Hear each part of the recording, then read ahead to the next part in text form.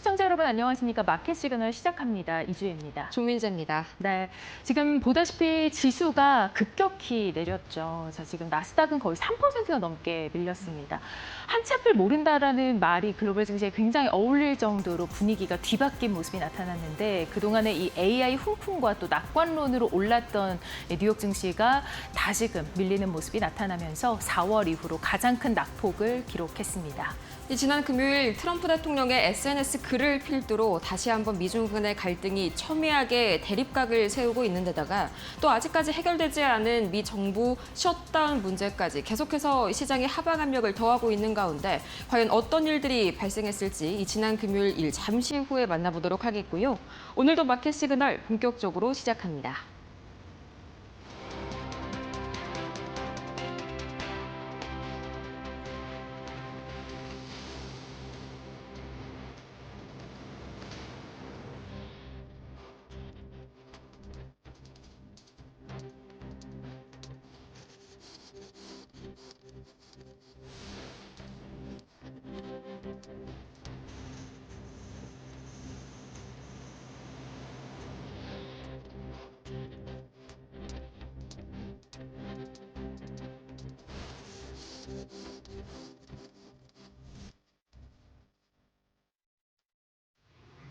이 에이펙을 불과 2주 앞두고 다시 한번 미중 간의 갈등의 재점화, 불이 붙으면서 지난 금요일 뉴욕 증시 3대 지수가 일제히 큰 폭으로 급락했습니다. 다우 지수는 1.9%, 약 2%대 급락이 나왔고요. 나스닥이 상당히 출혈이 컸습니다. 3.56% 하락 마감. S&P 500 역시 2.7% 큰 폭으로 굴러 떨어졌습니다. 이날 트럼프 관세 정책 발표 직후인 지난 4월 이후로 그러니까 약 6개월 만에 최대 낙폭이 기록이 된 건데 이 나스닥 지수 차트를 통해서 한번 확인을 해보도록 하겠습니다. 우선 장 초반만 하더라도요 분위기는 나쁘지가 않았습니다. 이 나스닥은 장 초반 오히려 사상 최고치 신고가를 다시 한번 기록했을 만큼 분위기가 상당히 괜찮게 흘러갔었는데요. 이 급락이 나오기 시작한 배경은 좀 전에 말씀드린 이 중국을 겨냥한 트럼프 대통령의 SNS 게시글 하나였습니다. 이 SNS 글이 올라온 이후로 그간 과열 논란이 지속됐었던 AI 빅테크주들을 위주로 강하게 급락이 나왔고요.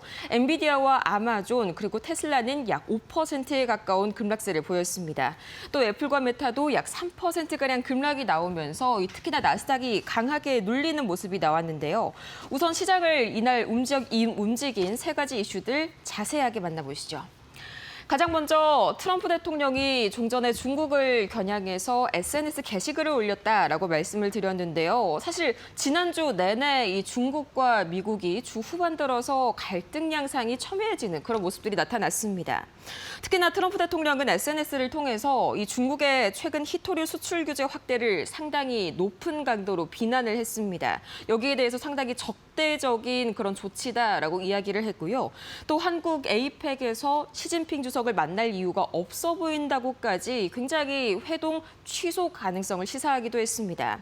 다만 여기서 덧붙여서 말씀을 드리자면요. 장마감 직후에 트럼프 대통령이 미중 정상회담의 개최 여부는 확실하지가 않지만 에이펙을 위해서 한국을 방문할 것이다 라면서 확실하게 선을 그었습니다. 이 미중 간의 회동 가능성을 완전히 닫아두지는 않았고요. 또 실제로 중국 수입품에 대해서 대규모 관세와 추가 대응책을 고려 중이다. 비록 장 마감 후에 나온 소식이긴 하지만 이 시장을 출렁이게 하기에는 애프터마켓에서도 충분했습니다. 이 트럼프 대통령이 장이 마감된 이후에 중국 측에서 이 11월 1일부터 전 세계를 대상으로 자국산 제품의 수출 통제를 무작정 일방적으로 통보했다라고 트럼프 대통령이 주장을 했는데요. 여기에 대한 미국 측의 대응으로서 이 중국 제품의 기존 관세에 더해서 100%의 추가 관세를 부과할 것이고 또 핵심 소프트웨어 수출을 통제할 것이다 라면서 강도 높게 수위를 올렸습니다. 이렇게 미국과 중국 간의 힘겨루기 속에 특히나 반도체가 상당히 이 심각한 피해를 입었습니다. 이날 필라델피아 반도체 지수가 약 6%대 급락을 보였는데 미국 측에서는요, 이 미국 상원이 엔비디아와 AMD의 AI 칩 대중 수출 제한 법안을 통과했습니다. 어디까지나 상원을 통과한 것이기 때문에 아직 최종적으로 확정이 된 건 아니지만요. 이 법안에 따르자면 이 중국 기업보다 미국 기업에 우선적으로 이 칩을 무조건적으로 공급을 해야 합니다. 쉽게 얘기해서요. 중국에 아무리 수요가 큰 대기업일지라도 미국 스타트업들까지 반도체 칩을 공급받은 이후에야 그 수요가 충족이 된 후에 반도체 칩을 받을 수 있다라는 그런 이야기입니다. 여기에 더해서 중국 쪽은요, 엔비디아 AI 칩에 대한 밀수 단속을 강화하겠다고 밝혔습니다. 이 때문에 AMD와 퀄컴은 마이너스 7%대, 또 램리서치와 TSMC는 마이너스 6%대, 브로드컴과 마이크론은 마이너스 5%대 하락을 보였고요. 엔비디아 역시 4%대 후반 급락세를 기록했습니다. 무엇보다 이 히토류가 이 중국이 현재 가지고 있는 가장 큰 카드인데 반도체 산업에서의 가장 핵심적인 소재인 만큼 반도체 산업의 출혈은 어쩔 수 없다라는 분석이 지배적이었고요. 또 세 번째로 이 셧다운 우려까지 계속해서 시장을 발목을 좀 잡고 있는 그런 모습입니다. 지난 금요일 현지 시각 기준으로 이 셧다운 사태 열흘 차에 접어들었는데요. 이날 역시 임시 예산안이 또다시 부결이 됐습니다. 이것 때문에 셧다운이 장기화될 것이다. 이런 분석이 또다시 나왔는데 이날 미국 예산관리국 국장이 소셜미디어를 통해서 연방정무원 공무원 해고에 돌입했음을 시사했습니다. 이 때문에 고용에 대한 불안감이 다시 한번 올라갔는데 이 고용이 불안하다면 금리 인하 기대감이 커지는 게 아니냐, 오히려 좋은 게 아니냐 하시는 분들도 계실 겁니다만 어디까지나 그거는 이 보험성 선제적 인하 성격을 띨 때 시장에 플러스가 되는 거고요. 이날 크리스토퍼 월러 이 이사의 말에 따르면 ADP 민간 고용과 또 노동통계국, 그러니까 미국 정부의 데이터 모두 마이너스 역성장을 가리키고 있다라고 이 월러 이사가 밝혔습니다. 앞으로의 금리 인하가 보험성이 아닌 이제 진짜로 경제에 마이너스가 되는 경기 불안에 따른 사후적 조치가 될 수 있다는 분석에 다시 한번 시장 불안감이 커진 것으로 풀이가 됩니다. 그럼 이어서 이 지난 금요일 자금의 흐름을 보여주는 히트맵 만나보도록 하겠습니다. 우선은 전반적으로 모든 업종, 특히나 이 유틸리티와 일부 필수재를 제외하고서는 거의 다 빨간불, 급락이 강하게 나왔습니다. 엔비디아와 AI 반도체 그리고 빅테크 쪽에서 특히나 급락이 강하게 나왔는데 생산과 매출에 있어서 아직도 중국 영향이 상당하기 때문이고요. 또 거기에 더해서 그간 상당히 단기적으로 과열 양상을 보여왔었죠. 기술적인 관점에서 봤을 때에도 일시적인 급락이 발생할 만한 자리였는데 그게 이제 트럼프 대통령의 SNS 글과 맞물리면서 강하게 폭락이 나온 것으로 보입니다. 이어서 히트맵에는 없지만 우리 시장에도 오늘 영향력이 크게 미칠 수 있는 4가지 테마성 섹터 보도록 하겠습니다. 한밤의 테마 시그널입니다. 가장 먼저 양자 컴퓨팅 일제히 8%대, 6%대 급락이 나왔습니다. 기본적으로는 이 증권시장 내에서 위험 자산의 성격을 보다 강하게 띠고 있는 그런 테마성 섹터이기 때문에 전반적으로 매물 출회가 강하게 나왔고요. 특히나 아이온큐는 이날 20억 달러 규모의 유상증자 소식까지 더해지면서 한층 그 낙폭을 키웠습니다. 또 거기에 더해서 중국 기업도 절대 무사하지 못했습니다. 알리바바가 10% 하락했고요. 또 핀더더와 바이두도 약 5%가량 하락 마감했습니다. 이 트럼프 대통령이 중국에 대해서 관세뿐만이 아니라 이 금융적으로도 대응을 할 것이다라고 경고를 했는데 이 때문에 미국 내에 상장된 중국 기업들에 대한 규제가 강화될 것이란 불안감, 심지어는 극단적일 경우엔 상장 폐지가 될 수 있다는 불안감이 주가를 강하게 끌어내렸고요. 가상자산 역시 무사하지 못했습니다. 서클이 11% 하락, 코인베이스도 7% 하락했습니다. 이 트럼프 대통령의 대중 경고가 나온 이후에 비트코인도 11만 달러 선을 반납하는 등 굉장히 강한 이런 투매성 거래들이 많이 나왔었는데요. 특히나 단 24시간 만에 160만 명 이상의 트레이더들이 이 가상자산 시장에서 강제 청산을 당했습니다. 하나로 봤을 때 약 25조 원 가까이가 증발을 한 거죠. 리튬과 2차전지 역시 이날 강하게 하락이 나왔는데요. 앨범말이 6%, 그리고 리튬 아메리카도 역시 6.84% 하락 나왔습니다. 중국의 탄산 리튬 가격 하락 역시 이 급락에 부채질을 한 것으로 풀이가 됩니다. 그럼 이어서 본격적으로 특징주 하나하나씩 뜯어보도록 하겠습니다. 빅테크를 강타한 미중 갈등, 사실 이날 빅테크 중에서요, 이 미중 갈등의 영향을 받지 않은 종목을 찾아보기가 정말 어렵습니다. 대표적인 게 엔비디아였는데 약 5%가량 급락 나왔고요. AMD도 7% 급락이 나왔습니다. 공통적인 악재 하나가 나왔는데 이 종전에 말씀드렸었던 미국 상원이 엔비디아와 AMD의 대중 수출 제한 법안을 통과시켰다는 소식이 주요하게 작용이 됐고요. 또 아마존 도 거의 5%에 달하는 급락 보였습니다. 이 중국 공장에서 만들어진 제품들도 판매 상품의 상당 부분을 차지하는 만큼 매출 둔화 우려가 강하게 아마존을 짓눌렀고요. 이어서 나머지 빅테크들도 보도록 하겠습니다. 가장 먼저 테슬라입니다. 테슬라가 약 5%대 하락을 보였는데요. 사실 이날 중국 관련해서는 긍정적인 소식이 나왔습니다. 중국의 9월 테슬라 인도량이 전년 대비해서는 2.8%, 또 전월 대비해서는 9.2% 상당 부분 올라갔다라는 보도가 나왔는데 오히려 이게 긍정적인 미래를 이런 매크로적인 이슈들이 짓누르게 되면서 중국 시장에서의 매출 둔화 우려가 실망감을 키운 꼴이 됐습니다. 또 이어서 애플도 3.45% 하락했는데요. 애플, 이 생산과 매출이 모두 중국 비중이 높기 때문에 그 어느 빅테크보다도 사실상 중국발 리스크에 가장 민감하게 반응을 해왔었죠.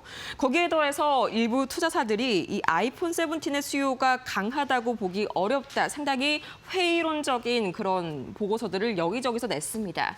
이 또한 마찬가지로 악재로 작용이 됐고요. 구글도 2%가량 내렸는데 계속해서 이 유럽과 유럽연합, 또 영국 쪽에서 상당히 발목을 잡는 모습입니다. 이날은 영국의 경쟁시장청이 구글의 검색 시장에 대한 감독을 본격화하겠다고 밝히면서 다시 한번 불안감이 커진 구글이었습니다. 그 이외에도 이 특징주 상황 살펴보실 텐데요. 전반적으로는 이 중국 관련 영향을 강하게 받아왔습니다. 비단 모든 종목들이 다 하락을 겪은 건 아닙니다. 대표적으로 오히려 반사수혜감을 얻은 게 바로 MP 머티리얼즈, 히토류 관련주들이었는데 이날 8%가량 상승한 MP 머티리얼즈, 중국의 히토류 규제가 강화된다면 그만큼 반사수혜감을 얻어갈 것이란 기대감이 강하게 작용이 됐고요. 또 퀄컴은 반대로 중국 정부의 타겟이 됐습니다. 이 중국 당국이 퀄컴에 대해서 반독점 조사에 돌입했다라는 뉴스가 나오면서 거의 7%대 가까운 급락이 나왔는데요. 이 퀄컴이 자율주행 통신 기업인 오토톡스를 인수할 당시에 사전 신고를 하지 않은 점이 이 반독점법 신고 의무에 위반된다라고 현재 주장을 하고 있습니다. 거기에 더해서 어플라이드 디지털은 사실상 이날 굉장히 강하게 올라갔습니다. 이 AI 데이터 센터 관련 기업인데 이 현재는 마이너스로 표기가 되어 있지만 플러스 16.05% 상승 흐름 나왔습니다.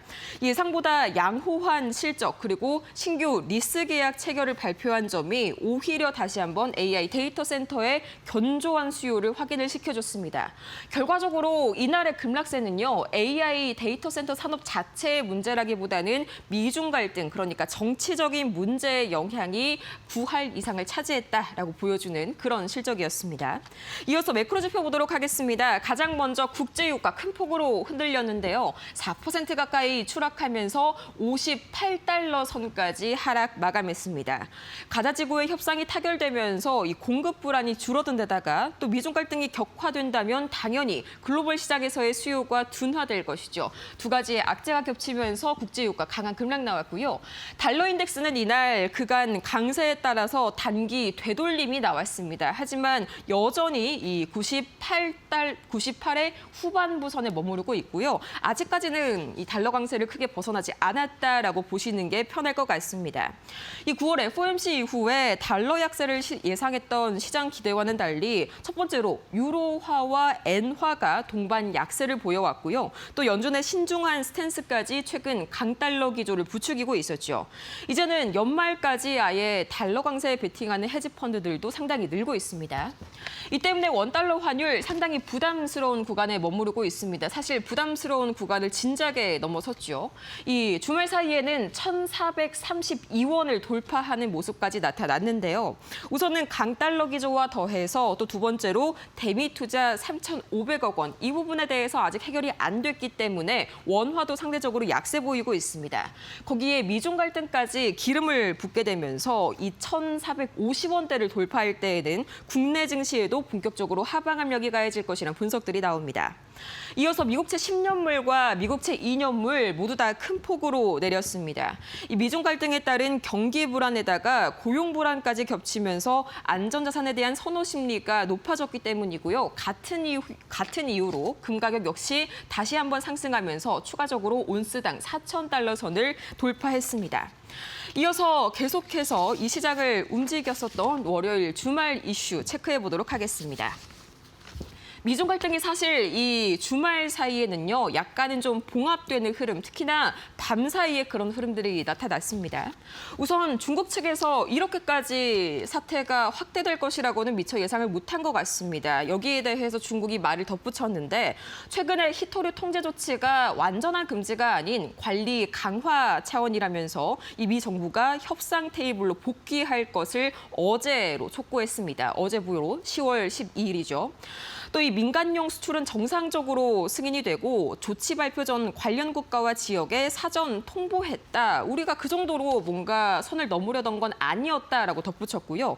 또 여기에 대해서 오늘 새벽 2시였습니다. 트럼프 대통령이 SNS를 통해서 중국에 대해 걱정하지 마라. 미국은 중국을 해치려는 것이 아니라 돕고 싶을 뿐이다. 라면서 다시 한번 화해 분위기를 조성하는 그런 모습이 나타났고요. 주말 새 가상자산 시장에 기록적인 투매가 나타났다. 좀 전에 말씀을 드렸었죠. 160만 명 가까이가 강제 청산을 당했고요. 한화로 약 25조 원 가까이가 증발했는데 비트코인도 급락이 나왔지만 이번은 알트코인 쪽에 상당히 피해 규모가 컸습니다. 거기에 세 번째, 그나마 다행인 점은요. 제가 그동안 방송에서도 이 10월 15일 미국에서 군인의 급여 날이 이 셧다운 우려를 증폭시킬 수 있는 분수령이 될 수 있다라고 말씀을 드렸는데 이 문제는 다소 좀 해결이 되는 모습입니다. 트럼프 대통령이 국방부에 직접 명령을 내렸는데요. 이 셧다운 중에도 미군 급여는 10월 15일 예정대로 지급이 될 것이다. 이 현행법상 현재 미국 군인은 민간 공무원과는 달리 셧다운 기간 중 밀린 급여를 보장받지 못했습니다. 따라서 이게 상당히 중요한 분기점이었는데 여기에 대해서는 트럼프 대통령이 상당히 진정시키는 모습을 보여왔고요. 이번 주 주요 일정을 보자면 사실상 미중 갈등이 주요 핵심 흐름이 될 것으로 보입니다. 관련돼서 이 봉합 분위기가 잘 이어질지 체크를 해보시기 바라고요. 또 10월 14일 화요일 우리 시각으로 1시 20분경 새벽입니다. 이 파월 의장의 발언이 예정이 되어 있는데요. 상당히 중요합니다. 이 미국 경제경영학회에서 경제 전망과 통화 정책을 주제로 연설을 할 테니까요. 이번만큼은 반드시 관련 발언이 어떻게 나오는지 주시를 하셔야겠고요. 또 금융주를 중심으로 이번 주 실적 시즌이 본격적으로 막을 엽니다. 또 거기에 더해서 우리 시각으로 새벽 3시 이 10월 15일 수요일 연주 베이지북이 공개가 되고요. 또 ASML 실적은 장전, 그러니까 우리 시각으로도 오후 2시 공개가 됩니다. TSMC 실적도 목요일 우리 시각으로 오후 3시 예정이 되어 있고요. 원래대로라고 한다면 이 소비자 물가지수 CPI가 발표가 10월 15일에 발표가 됐었어야 하는데 여기에 대해서 이 미국 정부가 확실하게 확답을 내놨습니다. 기존 예정대로는 발표하기가 어렵지만 10월 24일 금요일 연기해서 발표하겠다고 이야기를 하면서 데이터 불확실성에 대한 시장 우려를 다소 진정시키는 모습이었습니다. 자, 그렇다면 과연 이 시장 분위기는 현장에서 어떻게 느끼고 있을지 지금 바로 김상윤 이데일리 뉴욕 특파원 연결해 보도록 하겠습니다. 안녕하세요. 네, 김상윤 이데일리 뉴욕 특파원입니다. 네, 지난주 후반부터 불거진 문제긴 했었지만 이 미중 간의 갈등, 이게 단순히 미중 정상회담을 앞두고 기선제압이다, 뭐 이런 평가들이 강했는데 주말 사이에 흘러가는 그런 분위기들을 보니까 이게 마냥 기선제압으로 치부하기에는 그 강도가 상당히 높더라고요. 현장에서는 이걸 또 어떻게 해석하고 있을까요? 일단은 월가에서는 이번 조치가 미중 다시 격화될 수 있다는 신호로 해석하고 있습니다. 중국의 히트류 수출 통제 강화에 정면으로 맞서며 모든 중국산 제품에 추가로 100% 관세를 부과하겠다고 경고했기 때문입니다. 이는 이미 30% 부과 중인 기존 관세에 추가 100%, 총 130%의 관세를 적용하겠다는 뜻으로 사실상 관세 폭탄이나 부를 만한 조치입니다. 트럼프 이기 전 관세율까지 고려하면 총 관세율이 150%를 넘습니다. 사실상 무역 단절 상황이 오는 것이죠. 이번 발언의 배경에는 중국이 최근 히토류 수출을 제한한 조치가 있는데요. 히토류는 반도체, 전기차, 모터, 전투기 등 첨단 산업의 필수적인 자원입니다. 중국이 이 히토류 카드를 꺼내자 미국은 핵심 소프트웨어 수출 제한과 고율 관세로 맞불을 놓은 것입니다. 즉 양국 모두 전략 물자를 무기화하고 있는 것이죠. 다만 트럼프 대통령이 관세 시행 시점을 11월 1일, 즉 시진핑 주석과의 정상회담 직후로 잡은 점을 주목할 필요가 있습니다. 즉 협상의 여지는 남겨두되 압박 수위를 최대한 끌어올리는 전형적인 트럼프식 협상 수리라는 분석도 나옵니다. 외교부에서는 이번 발언을 두고 강경 발언 속에 협상의 문을 완전히 닫지 않은 제스처라고 보고 있습니다. 이 대중관세가 다시 150% 수준까지 올라간다는 거는 사실상 이전 미중 관세 유예 직전 수준까지 돌아간다는 건데 이 상태에서 양국 모두 오래 버틸 수는 없을 것 같습니다. 결과적으로는 중국이 좀 먼저 한 발을 빼지 않을까 싶은데 실제로 어제 중국 측에서 상당히 우리는 그러려는 의도가 아니었다라는 식의 그런 발언을 내세웠죠. 트럼프 대통령도 여기에 약간 손을 잡는 듯한 그런 SNS 글을 간밤에 올렸습니다. 이대로 좀 화해의 모드가 조성이 되는 걸까요? 네, 일단 중국이 화해의 제스처를 보내긴 했지만 워싱턴에서는 중국이 또 결코 쉽게 물러서지 않을 것이라는 전망이 또 나오고 있습니다. 중국이 최근 발표한 새 히토류 수출 규제는 단순한 보복 조치라기보다는 글로벌 공급망 주도권을 지기 위한 전략적 대응이기 때문이라고 해석하고 있기 때문입니다. 이번 규제는 중국산 히토류가 제품 가치의 0.1%만 포함돼도 수출 전 중국 정부의 승인을 받아야 한다는 내용인데요. 이는 사실상 미국의 반도체 해외 직접 제품 규칙에 대응하는 조치입니다. 중국이 기술과 소재를 무기화하면서 공급망 통제권을 계속 직접 행사하겠다는 의지를 드러낸 것이죠. 미국 아시아 소사이어티 정책연구소의 웬디 커틀러 부장은 지금의 중국은 트럼프 일기 때보다 훨씬 단호하고 미국의 의존도가 낮다면서 1단계 무역 합의 시전은 이미 끝났다고 평가했습니다. 즉 중국이 과거처럼 양보하거나 쉽게 협상 테이블에 물러날 가능성은 낮다는 관측입니다.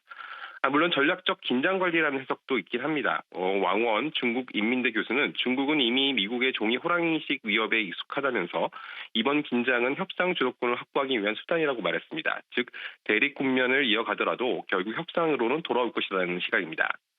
현재 시간에 쫓기고 있는 것은 미국입니다. 트럼프 대통령은 계속 협상 가능성을 열어두고는 있습니다. 중국에 대해 걱정하지 말라, 모든 것이 잘 될 것이라며 대화의 제스처를 보내고 있는데요. 타코 트레이드, 즉 트럼프는 결국 물러설 것이라는 베팅도 나오는 배경입니다. 중국에 대해서 걱정하지 말라, 모든 것이 잘 될 것이다. 불과 우리 시각으로 새벽 1~2시경에 오늘 나왔었던 SNS 게시글이었습니다. 다시 한번 역시나 이번에도 트럼프 대통령의 타코 트레이드가 재발한 것이 아니냐라는 그런 시각에 좀 관측이 실리는 소식이네요. 하지만 아직 셧다운 우려까지 시장을 짓누르고 있죠. 군인 급여는 제대로 지급을 한다고 하는데 여기에서 문제가 끝이 아니지 않습니까? 이번 주에 원래 발표가 됐어야 할 CPI와 PPI 데이터, 여기에 대해서는 아직까지는 불투명한 상황인 거죠? 네, 그렇습니다. 트럼프의 관세 폭탄과 워싱턴 셧다운이라는 두 개의 불확실성에서 균형을 찾는 한 주가 될 것으로 보입니다. 특히 이번 주 뉴욕 증시는 그야말로 깜깜이 장세 속에 출발합니다. 미국 연방정부의 셧다운이 장기화되면서 핵심 경제 지표 발표가 줄줄이 연기됐기 때문입니다. 원래 이번 주에는 9월 소비자 물가지수, 소매 판매, 생산자 물가지수 등이 나와야 하지만 셧다운으로 인해 대부분 공개가 미뤄졌습니다. 현재로서는 연준의 베이직북 발표 정도만이 경기 판단의 근거가 될 전망입니다. 이런 상황에서 투자자들은 연준 위원들의 발언에 민감하게 반응하고 할 수밖에 없습니다. 일단 제롬 파월 의장은 14일 전미 신물경제협회 연례 회의에서 경제 정만 및 통화정책 주제로 연설을 합니다. 파월 의장이 10월 금리 인하 가능성을 열어둘 가능성이 크긴 한데요. 만약 시장 예상보다 비둘기 색채를 내지 못할 경우 시장은 더욱 위축될 가능성도 있습니다.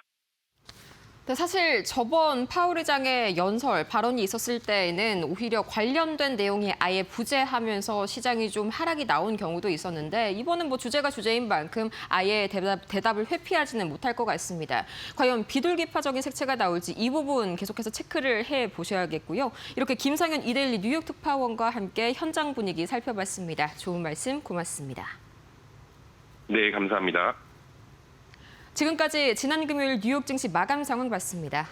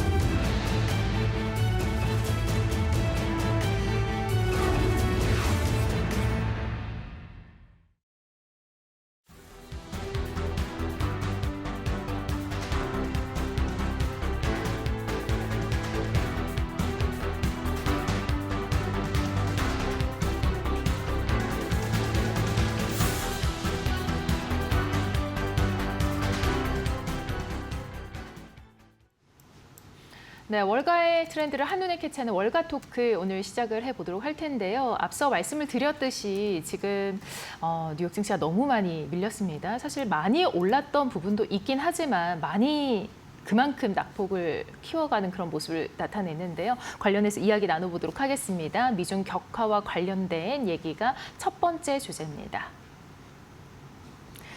중국의 핵심 광물 수출 통제와 미국의 대중국 관세 100% 인상 예고 등으로 최근 다시 격화된 미중 무역 갈등에 투자자들은 촉각을 곤두세우고 있습니다. 10월 9일 중국이 발표한 히토류 수출 통제 소식은 트럼프 대통령이 글을 올리기 26시간 전에 나온 것으로 당시에는 시장에 큰 영향이 없었지만 트럼프 대통령이 하루 뒤 100% 대중 관세를 언급하면서 시장이 급격히 반응을 했습니다. 중국은 이후 수출 통제 해명 성명을 발표하면서 이번 조치가 전면 금지가 아니며 규정을 충족하는 신청은 승인될 것이라고 밝혔습니다. 이로 인해 트럼프의 관세가 실제로 시행될 가능성은 매우 낮다고 시장은 분석하고 있습니다.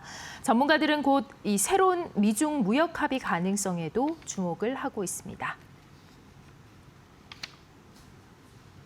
네, 시총이 2조 달러가 넘게 증발을 했고 월가 공포지수 거의 30%가 넘게 올라갔습니다. 자, 이렇게 많이 빠진 데에는 이 미중 무역 갈등 재점화가 그 핵심에 있습니다. 자, 우리 이 시장에서 이 지금 뭐 주목하고 있는 부분이 바로 이 이슈인데 미국과 중국이 지금 어떤 카드들을 내밀고 있는 걸까요? 제가 예전에 트럼프가 팟캐스트에 나와서 한 얘기 들었는데 이런 관세에 대한 얘기를 20년 전부터 했었다고 얘기를 했는데 물론 그때 대통령이 아니어서 그랬겠지만 대통령이었다면 이런 지금 히토리를 갖고 흔들 미래를 내다봤을까요? 저는 궁금한데 이 히토류라는 이 카드 자체가 정말 이렇게 강력하게 쓰일 줄을 미리 예상을 했던 미국의 관료들이나 미국의 어떤 그 뭐 경제가들이나 없었을까요? 이렇게 지금 히토류라는 게 너무 그 강력한 카드로 떠오르다 보니까 참 이거를 막을 대안이 없는, 물론 벤스 부통령은 지금 굉장히 강경한 발언을 하고 있습니다. 그 저번에도 중국 촌놈들한테 당하고 있을 수 없다, 뭐 이런 발언을 하더니 이번에도 만약에 중국이 계속 그렇게 나오면 단언컨대 미국 대통령이 쓸 카드가 중국보다 훨씬 많다, 이 얘기까지 했죠.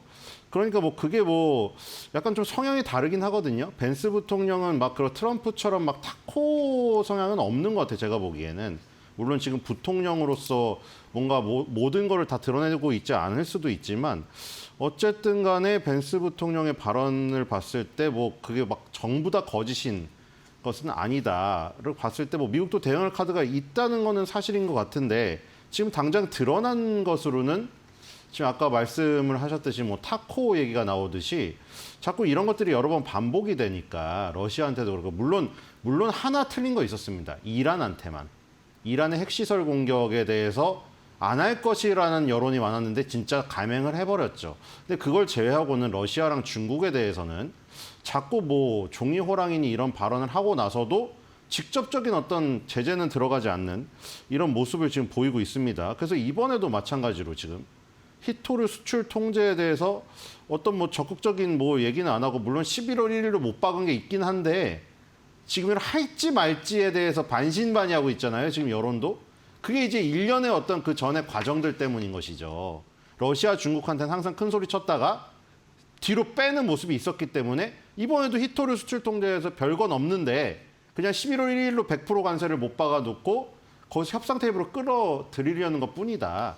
그래놓고 이제 트루스 소셜에 약간 또 뭐 잘 될 것이라는 또 얘기를 했기 때문에 거봐라, 트럼프 또 막 그 얘기네, 이러고 또 있거든요. 그래서 과연 11월 1일 전까지 어떤 일이 벌어질지 또 궁금한데, 이 여파가 이제 우리나라를 비롯하여 반도체 장비를 만드는 업체들을 가진 나라들, 네덜란드나 일본 이런 쪽에 영향을 더 많이 미치니까 지금 문제가 되는 것이죠. 미국 주식이야 솔직히 많이 올랐고, 일본, 대만 지금 우리나라 연휴 기간 동안 엄청나게 폭등했습니다. 우리나라는 정말 타이밍도 정말 희한하게 이렇게 잡힌 게 금요일 하루 딱 맛보고 나서 네. 바로 이런 일이 터져버리니까 참 그 시간이 아쉽다는 생각이 좀 들긴 합니다. 네, 굉장히 좀 속상한 마음도 있습니다. 사실 뭐 하루밖에 저희가 이제 그런 좋은 모습을 보지 못했는데 지금 또 어떻게 보면 또 금요일에 또 연차 내신 분들도 있으시니까 이번이 또 연휴 끝나고 바로 첫날일 수도 있거든요. 기분이 좀 안 좋게 또 시작이 돼서 좀 그 부분이 좀 많이 아쉬운데 지금 타임라인을 좀 보면은 트럼프 대통령이 관세 인상을 공식적으로 예고를 했고 10월 10일에 그리고 10월 11일에 수출 통제 병행을 시사를 했고 또 12일에 중국이 이에 대해서 이제 공식 반발한 그런 상황입니다. 이런 상황을 비추어 봤을 때 이제 이 부분이 기술 패권 전쟁으로 이어지는 게 아니냐라는 얘기가 나옵니다. 바로 이 히토류가 첨단 장비에 들어가는 재료이기 때문이 아닐까 싶은데요. 어떤 산업에 좀 영향을 미칠 것으로 예상하시나요?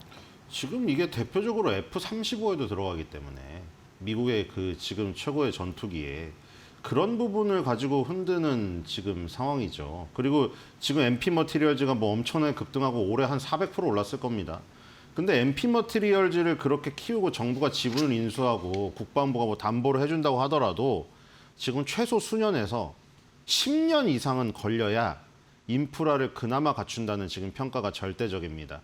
지금 예를 들어서 미얀마, 호주, 그다음에 미국 이거 다 합쳐도 전 세계 히토류의 그 공급, 중국의 양을 따라갈 수가 없어요. 그러니까 뭐 미얀마랑 호주를 다 끌어당겨서 또 전 세계에 있는 히토류를 다 긁어 모은다고 하더라도 지금 타격이 큽니다. 그리고 아까 네덜란드 그러니까 지금 예를 들어서 네덜란드 ASML을 우리가 뭐라고 불리우고 있죠? 실제 밸류체인에서는 을이지만 슈퍼 을이라고 부르고 있잖아요. 근데 문제는 그 슈퍼 을에 위에 슈퍼 을이 있습니다. 그게 중국의 히토류 업체예요. 그러니까 우리가 흔히들 말하잖아요. TSMC가 제조하지 않으면 애플, 엔비디아도 칩 설계해봐야. 그러니까 애플, 엔비디아가 설계도를 그리잖아요. 그래서 TSMC의 제조를 맡겨야 되는데 TSMC가 제조를 안 맡아주니까 엔비디아, 애플도 줄을 서 있다. 그래서 거기서 더 나가면은 TSMC가 제조를 받았다고 하더라도 네덜란드 ASML에 노광기가 없으면은 제대로 된 설계도를 저기 구현을 못 하죠.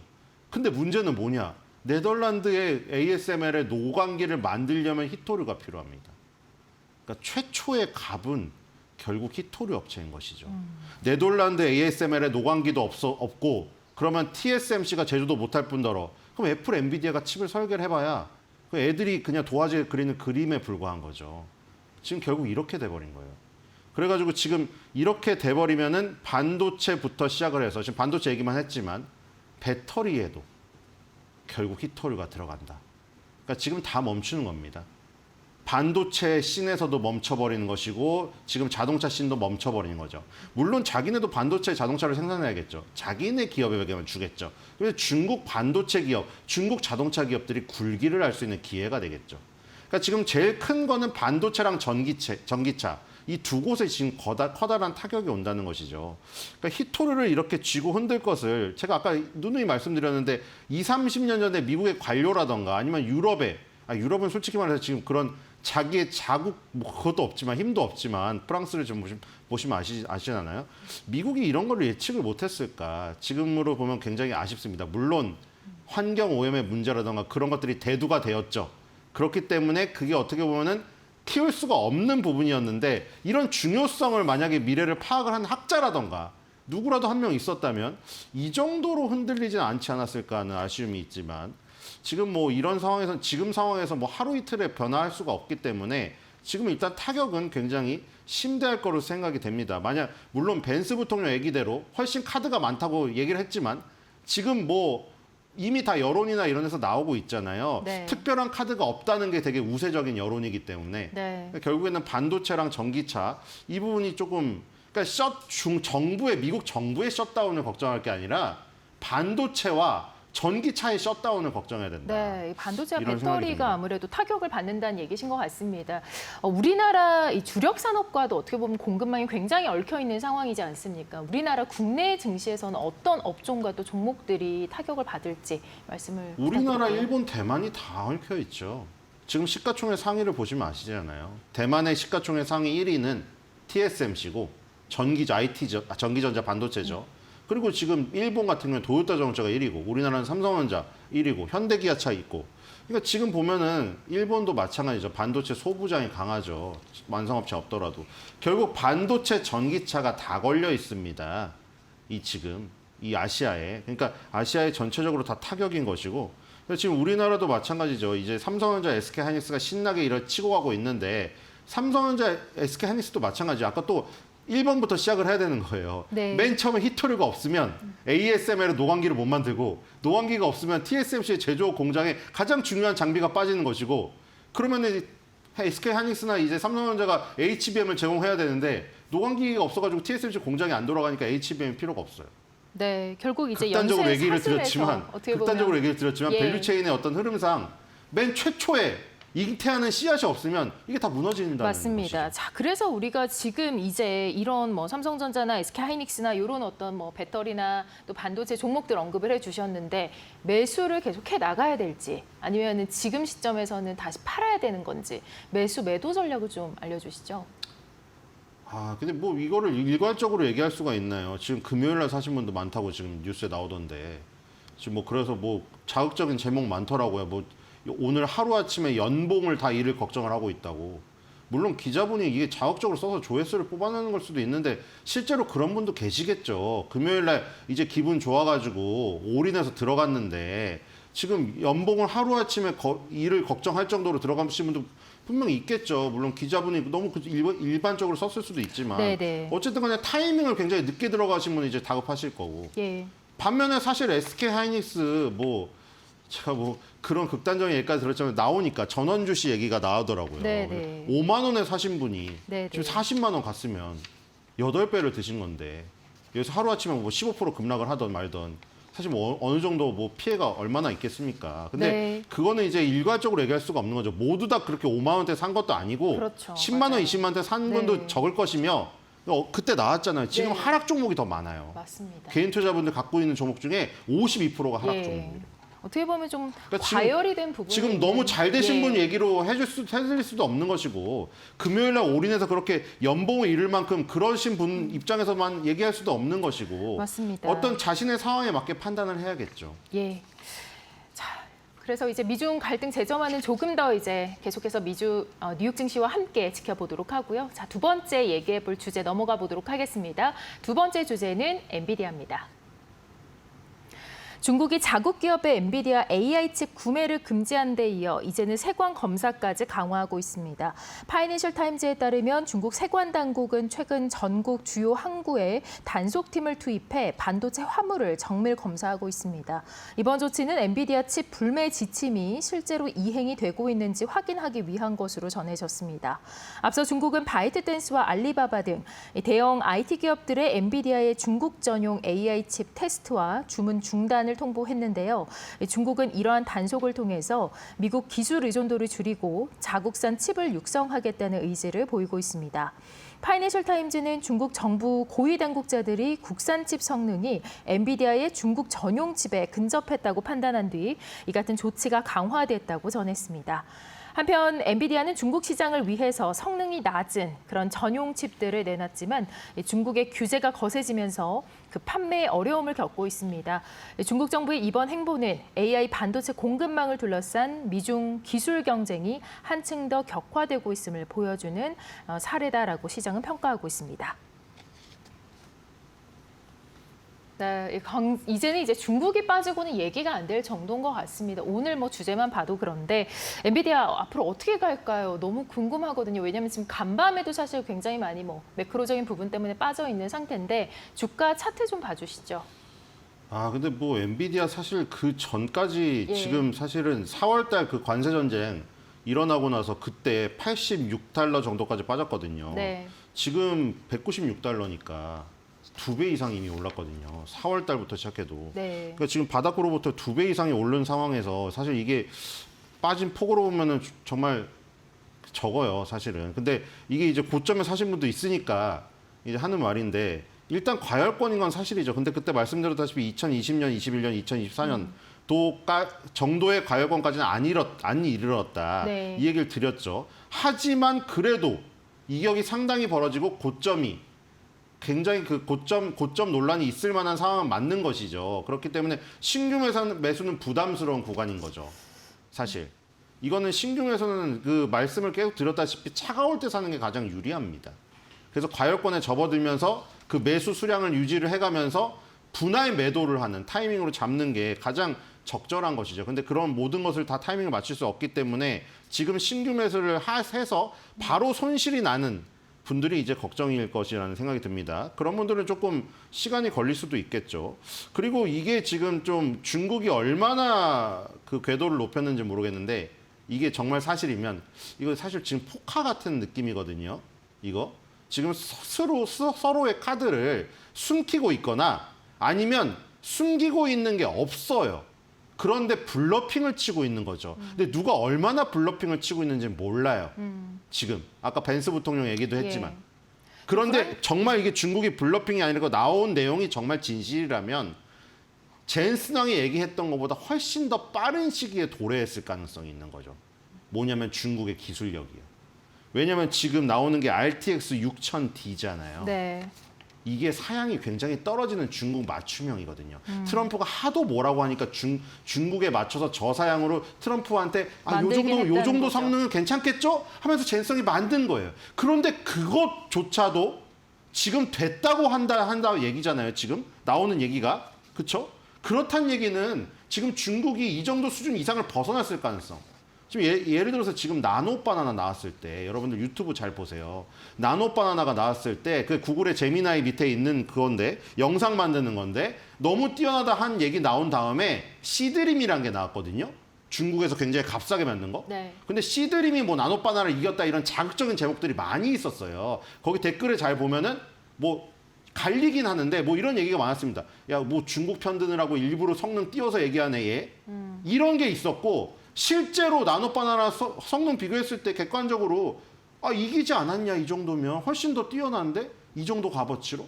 근데 만약에 그게 사실이라면은 지금 이 중국의 중국 전용 저사양 칩 필요 없이 중국은 이미 자체 능력만으로 RTX 6000D를 넘어서는 칩을 개발했거나 이미 양산할 수 있는 능력을 갖췄거나 했기 때문에 지금 파이낸셜 타임즈에서 나온 대로 이 엔비디아에서 이제 이렇게 밀수입되거나 이런 칩들을 다 제재하거나 RTX 6000D를 공식적으로 안 받는다.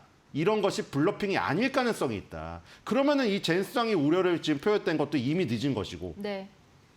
그러니까 그렇게 된다면은 자국 굴기를 더욱더 앞당기는. 그럼 이제 히토를 더욱더 밀어붙일 수 있겠죠. 네. 우리는 히토르에 대해서 뭐 딜할 필요가 없다.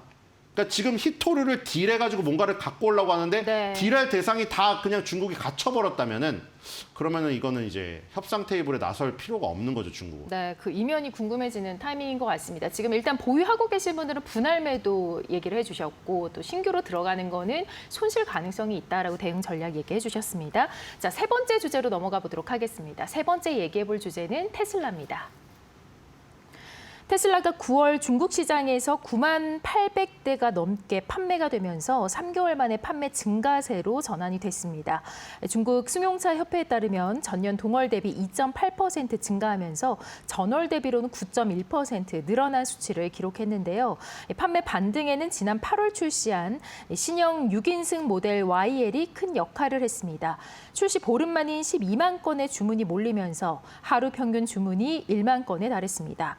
테슬라 상하이 기가팩토리에서 생산되는 모델 3와 모델 Y는 중국 내수뿐 아니라 유럽과 아시아 수출의 핵심 거점 역할을 하고 있는데요. 3분기 전체 판매량은 24만 1,890대로 전년 대비 2.9% 줄었지만 전 분기 대비 26% 이상 늘면서 뚜렷하게 회복세를 기록했습니다. 글로벌 인도량은 49만 7천여 대 중 중국산 차량 비중이 48.7%에 달했습니다. 업계는 테슬라가 가격 인하와 신모델 전략으로 중국 전기차 시장 내 입지를 지켜가고 있다고 분석했습니다. 네, 테슬라 주가도 한번 봐볼까요? 네, 413.49달러인데 전고점에 딱 막힌 그 부분에서 마침 이 이슈가 터졌죠. 자, 지금 테슬라도 마찬가지고 엔비디아도 마찬가지입니다. 그러니까 결국 중국집으로 예를 들면 중국집 짜장면 잘 만드는 수타 명인에다가 이 디자인 굉장히 인테리어 멋있는 중국집까지 다 갖추고 있는데 문제는 어디서 터졌느냐. 아주 중소기업인데 아주 맛깔나는 춘장집. 거기서 반란이 일어난 거죠. 춘장이 없어요. 그러니까 지금 결국 테슬라도 아무리 테슬라에 반하는 이유가 뭐 FSD 그 자율주행에서 오토파일럿에서 진화된 그것에 반하시는 분도 있고 굉장히 섹시한 외관, 그쵸? 예. 그런 거에 반하는 사람도 있잖아요. 맞습니다. 근데 문제는 뭐냐? 배터리가 없어가지고 자동차가 안 가요. 그럼 결국 집에다 세워놓고 그냥 관상용으로 볼 겁니까? 결국 거기서 문제가 생기는 거죠. 엔비디아 슈퍼칩도 마찬가지죠. 이렇게 뛰어난 칩이 있는데 문제는 뭐냐? 히토류가 없어가지고 노광기기로 그려낼 수가 없네요. 그러니까 지금 이 1번을 다 빼버린 겁니다. 지금 이렇게 되니까 지금 예를 들어서 지금 셀리나 미콜라이 차크 이분이 테슬라에서도 일했었고요. 파나소닉에서도 일한 임원이에요. 아시다시피 테슬라가 파나소닉 배터리를 쓰죠. 이번에 중국의 히토류 수출 통제가 어떤 영향을 미칠 것이냐. 미국 남동부 지역의 신규 배터리 공장들이 원자재 공급망에 직접 타격을 받을 것이라는 인터뷰를 했습니다. 그러니까 여기서 배터리 공장이 안 돌아가면 테슬라 외관을 아무리 차체를 만들어봐야 결국 뼈다귀에 불과한 거죠. 타격을 그런 충분히 타격이 받을 수 있는 있다. 거고 거기다가 이런 이제 말이시네요. 전기차 세액 공제 있죠. 전기차 구매자 지난달 8월 달까지 1,040만 원을 지원해 줬어요. 미국 소비자들한테. 네네네. 그게 없어졌습니다. 맞습니다. 그게 종료가 됐죠. 엄청나게 예, 큰 예. 차이죠. 1,000만 원이란 차이가. 네. 그래서 이런 부분이 YL의 흥행에도 불구하고 예. 굉장히 불안하다. YL의 흥행도 중국 안에서 나는 거기 때문에 네. 중국이 통제하려면 통제할 수 있죠. BYD로 몰아줘 버리면. 네, 지금 뭐 BYD의 성장세도 엄청나기 때문에 상당히 영향을 받을 가능성이 있다라고 예상이 되고 있습니다. 자, 지금까지 월가의 매크로와 종목들까지 전반적인 트렌드 자세하게 알아봤습니다. 월가 덕고 오늘 여기서 마무리하도록 하겠습니다.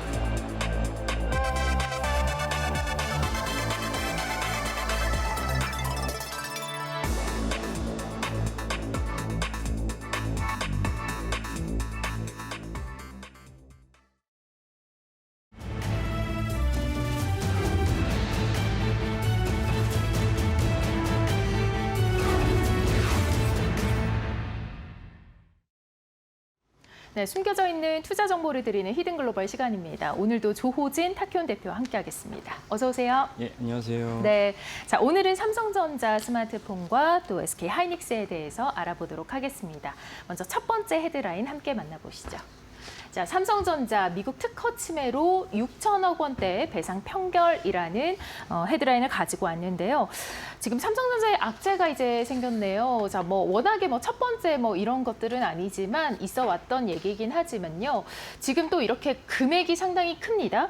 지금 삼성전자가 미국 기업의 특허를 침해했다라는 이유로 배상액이 4억 4,550만 달러입니다. 우리 돈으로는 6,200억 원에 해당하는 이 배상 평결을 받았습니다. 미국 텍사스 연방 법원의 배심원단은 이 삼성전자가 무선 네트워크 기술을 4건 침해했다라고 판단을 했고요. 이에 대해서 삼성전자는 특허 침해 이 혐의를 부인하면서 항소를 준비할 것으로 예상이 되고 있습니다. 자, 삼성전자가 이렇게 악재가 발생을 했네요. 참, 예. 금요일에 상당히 주가 흐름이 좋았는데 예. 어떻게 갈지 오늘 좀 걱정이 되긴 합니다. 예. 그 삼성전자는 세계적 기업이다 보니까 사실은 특허 침해를 했다. 네. 또 삼성전자 거꾸로 다른 기업에다가 특허가 침해를 했으니까 우리한테 배상을 해라. 이런 이제 소송이 빈번하긴 예. 합니다. 빈번하긴 한데 이번 건은 좀 상당히 이제 액수가 크죠. 액수가 큰데 여기서 이제 우리가 주목할 만한 점은 삼성전자가 이런 특허 침해를 했을 때 최종적으로는 좀 전에 말씀하신 대로 항소를 할지 어떨지 모르겠지만 그래서 이게 액수가 줄어들 수도 있고 심지어 액수가 늘어날 수 있는데 중요한 점은 무엇이냐면은 통상의 이제 그 R&D 업무 프로세스를 좀 설명드리는 게 필요한데 왜냐면은 R&D를 할 때 그 삼성전자 소속된 연구원들이 나 이게 좀 재미있고 흥미로우니까 이거 연구를 해야지 이렇게 진행하지 않습니다.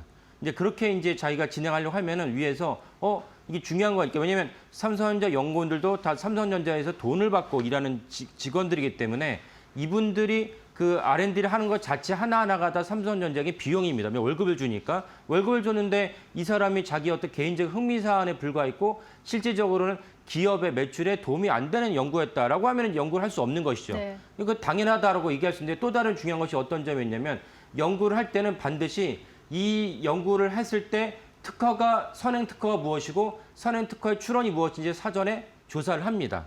조사를 했더니 내가 기껏 연구를 다 해놨는데 해당 특허에 대한 해당 연구 결과가 다른 기업이 이미 특허를 걸어놨으면 특허 연구를 하는 의미가 없죠. 왜냐면 기껏 연구 개발 난 성공했어라고 자화자찬하며 좋아할 수 있지만 이걸 매출로 연결시킬 때는 특허를 갖고 있던 상대 국가나 상대 기업에서 삼성전자 상대로 소송을 걸 수밖에 없기 때문에 사전에 미리 치밀하게 특허 출원 내 특허 등록 조사를 한다는 것입니다.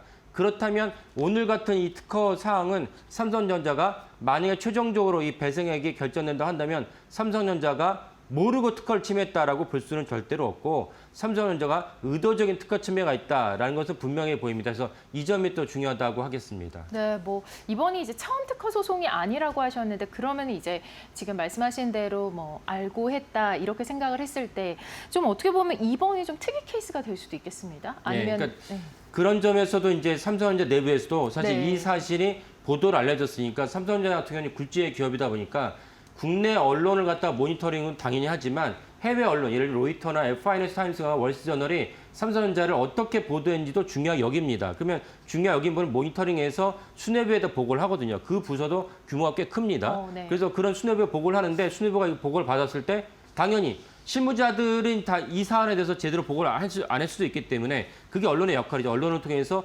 수뇌부가 CEO나 총수가 지금은 이제 이재용 회장이죠. 이재용 회장 등이 보고를 받고 나서 아니 이렇게 중요한 것을 사전에 특허를 침해받을 수 있을지 모르고 연구 개발했느냐라고 이제 당연히 이제 질타를 할 수 있고 질타를 받으면 거기서 수정이 있어야 되는 것이 당연한 것입니다. 그래서 이번 사안은 삼성전자 내부에서 치밀하게 어쩌면 감사가 들어갈 수 있을 거라 봅니다. 감사가 들어가서 왜 이런 프로세스가 생겼으며 프로세스 어디서가 문제가 삼았는지를 치밀하게 진단한 다음에 다시는 이런 일이 없도록 수정 조치를 할 필요가 당연히 있다고 보여집니다. 네, 이 삼성전자 같은 기업이 또 이런 경우가 또 있을까요? 예. 그래서 이제 제가 이 부분을 말씀드린 이유가 무엇이냐면 삼성전자 내부에서 사실은 실무자들이 아까 말씀드린 대로 특허에 대해서 내가 이걸 개발했을 때 침해 소지가 있는지 없는지를 먼저 판단한다고 말씀드리지 않았습니까? 그러니까 판단을 했는데 실무자들이 내가 이걸 기술 개발했을 때 이 특허를 갖고 있는 특허 등록자나 출원자가 우리 회사를 상대로 특허로 소송을 벌일 수 있겠다, 제기할 수도 있겠다라고 판단을 하더라도 밀어붙이자. 이런 경우가 종종 있다는 것입니다. 종종 있어서 실제로 이제 특허 침해 소송이 들어오지만 그 상대 쪽에서 특허 침해 소송을 제기했을 때 다가와서 연락을 해서 무마하려고 하는, 야, 이거 가지고 우리가 소송을 했을 때 우리는 이제 굴지의 기업이고 너네는 사실 별 볼 일 없는 기업이지 않느냐. 심지어 기업도 기업이지만은 해당 특허를 갖고 있는 곳이 대학교다. 이러면 이제 우회적으로 아니 그 굳이 뭐 대학교에서 재원이 얼마나 된다고 이거를 갖다가 한국 특허뿐만 아니라 오늘 사실 텍사스 연방법원에서 판결을 내렸는데 미국 특허를 갖다가 이제 침해 소송하면 금액이 소송비역이 기하급수적으로 불어납니다. 그러면 이제 웬만한 대학에서는 그냥 적절하게 마무리하고 삼성전자의 다른 방식으로 우리 프로모션을 갖다 취하자. 이런 어떤 게 합의를 할 수가 있습니다. 그러니까 사실 삼성전자 내부에서도 특허 침해 요소 소지가 있지만은 실제로 특허 소송에 인해서 우리가 배상에 이르기까지는 별로 없을 것이다. 이런 어떤 내부의 어떤 컨센서스가 있어서 이런 것들이 좀 빈번하다 볼 수가 있고 그래서 아까 제가 말씀드린 CEO나 이재용 회장이 이번 사안의 보고를 받으면 아니 어떻게 일을 했는데 이렇게 어떤 거액의 판결을 받았다는 것은 우리가 특허 침해 소지가 분명하다는 것이고 왜 일을 이렇게 했냐라고 질타하면서 이런 업무 프로세스 차원에서 발본색원해야 된다. 그러니까 업무 프로세스 차원에서 발본색원을 해야 된다는 것은 누가 이제 특허 침해 소지를 사전에 조사를 해서 그 부분이 분명히 있다면 해당 부서의 부서장은 이 보고를 받고 나서는 야, 연구원을 불러서 이런 특허 침해 소지가 있으니까 연구를 하지 마라 라고 지시를 했고 지시를 했던 것이 결과가 나왔는지를 분명히 확인할 수 있는 업무 프로세스가 있어야 된다라고 말씀을 드린 것입니다. 네. 이 삼성 정도의 어떻게 규모가 큰 이런 기업이 사실 왜 이렇게 했을까라는 의문이 좀 들긴 하거든요. 예. 자, 그래서 이번 사건은 좀 글로벌 기술 경쟁에 있어서는 좀 어떻게 보면 기업 리스크가 되지 않을까 싶은데요. 앞으로 항소가 어떻게 진행이 될지도 한번 계속해서 지켜봐야 될 것 같습니다. 자, 두 번째 헤드라인 만나보도록 하겠습니다. 두 번째는 SK하이닉스, 삼성전자 사상 최고가 경신과 관련된 이야기입니다. 자, 금요일에 이게 상당히 흐름이 좋았던 두 종목입니다. AI 관련 호재에 힘입어서 이 연휴 이후에 금요일 나란하게 사상 최고가 경신을 했죠. 자, 그 배경에는 여러 가지가 있겠지만 일단 오픈 AI, AMD의 협력 소식이 투심을 자극하는 그런 모습이 나타났습니다. 자, 추석 연휴 기간 이 엔비디아를 필두로 해서 굉장히 뭐 시장의 반도체주 랠리가 이어졌는데 어떻게 보셨나요, 혹시? 예. 네. 그 좀 전에 말씀하신 대로 이제 화면에도 오픈 AI, AID 협력 소식이 큰 어떤 헤드라인 장식을 예. 했고 그 다음에 이제 젠슨왕의 어떤 블랙에어를 낸 수요가 엄청나다. 이런 자신감의 표현이 또 이제 삼성전자 하이닉스의 어떤 주가를 끌어올렸습니다. 그리고 이제 뭐 알아시는 분도 계시겠지만은 그 엔비디아가 이제 오픈 AI의 챗GPT를 갖다가 엄청나게 후원을 하는데 후원을 하는 목적이 밝혀졌는데 목적이 뭐냐면 오픈 AI를 마치 마이크로소프트나 구글 같은 그런 어떤 인프라 제공 기업으로 키우겠다. 예. 그렇게 했을 때 엔비디아가 노리는 것이 무엇이냐? 중간 마진을 축소해서 그러니까 예를 들면은 그 우리가 어떤 물품을 만들어서 최종 소비자에게 공급하기까지 중간중간 유통이 있지 않습니까? 이런 챗GPT 같은 것도 서비스도 중간중간 유통 마진이 생길 수밖에 없는데 유통 마진을 최소한으로 줄여서 유통을 최소한으로 줄였을 때 엔비디아가 노리는 효과가 무엇이냐? 엔비디아의 또 다른 가장 강력한 경쟁자는 사실 AMD라기보다는 ASIC라고 해서 주문형 반도체를 통해서 맞춤형 어떤 칩을 AI 칩을 만드는 대표적인 브로드컴이죠. 브로드컴 같은 데서는 그 가격 경쟁력과 엔비디아에 생긴 벌어진 가격 경쟁력을 줄여서 15% 내외로 줄인다면은 그러면 이제 ASIC 업체가 브로드컴이나 그 마텔 같은 기업의 영향이 줄을 수밖에 없고 마켓시어가 줄어들면 상대적으로 엔비디아 영향이 커질 수밖에 없다. 이런 것을 분석한 리포트가 나왔습니다. 네. 그래서 그 리포트대로 한다면은 사실 엔비디아가 그 오픈AI에 투자를 많이 해서 오픈AI를 다 키운 다음에 결국 향후에도 계속 지속적으로 엔비디아의 그 마켓시어를 시장 점유율을 75%를 유지하겠다는 것입니다. 이거 예. 엄청난 거죠. 그러니까 네. 지금 사실 엔비디아가 그 총 영업 이익률을 얘기하는데 엔비디아가 직접 제조를 하지 않고 설계 도면을 최종적으로 TSMC에 넘겨주면 TSMC가 제조한 칩을 갖고 각국에 있는 그 고객들이 사용하게 되기 때문에 총 영업 이익률을 따지는데 총 영업 이익률이 75%를 계속 유지하고 있습니다. 근데 결국은 젠슨왕도 몇 년 전만 하더라도 결국은 우리의 마켓시어가 줄어들 수밖에 없고 영업이익이 낮아질 수밖에 없다. 하지만 AI의 시장 자체가 넓어지기 때문에 우리의 매출과 주가가 올라간다라고 얘기를 했음에도 불구하고 사실은 아까 말씀드린 그런 어떤 전략이 현실화된다면 엔비디아의 영향력은 계속 확대될 수밖에 없다. 네. 이런 것도 중요하고 이런 것들과 분석을 리포트를 본 기관 투자가들은 삼성전자나 SK하이닉스에 더 추가로 투자할 수밖에 없는 그런 구조에 뛰어들었다라고 볼 수가 있겠습니다. 네. 이런 것들이 이제 주가를 보면 이제 보통 반영이 되는 모양새인데 SK 하이닉스와 삼성전자가 상당히 주가가 좋았죠. 예, 차트 예. 흐름 한번 봐주시죠. 차트를 보면 이게 한 주간 정확히 말하면 5거래일 주가인데 우리나라가 지난주 이제 그 지지난주부터 이제 그 추석 연휴였기 때문에 금요일부터 쉬었다가 이제 한 주간 정확한 5거래일 주가에 해당하는데 이 보시면은 SK하이닉스가 이제 5거래일 주가의 수익률이 21% 되고 삼성전자가 11%, 코스피가 5%. 그러니까 코스피를 두 기업 다 아웃퍼폼했다는 거 대단한 것입니다.